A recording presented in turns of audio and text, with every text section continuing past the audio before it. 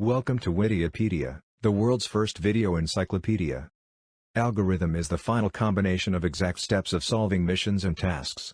It is also can be explained as a range of instructions which describe the order of performers' actions for solving different targets. It has to be mentioned that the concept of algorithm can be used not only with regards to computer programs, in which computer is an executor. In such a way, the detailed description of the recipe is also a kind of algorithm. The notion of algorithm refers to principle, basic terms of mathematics. The computational process of the algorithmic nature is familiar for humanity from the depth of the ages. However, its definition was formed only at the beginning of 20th century.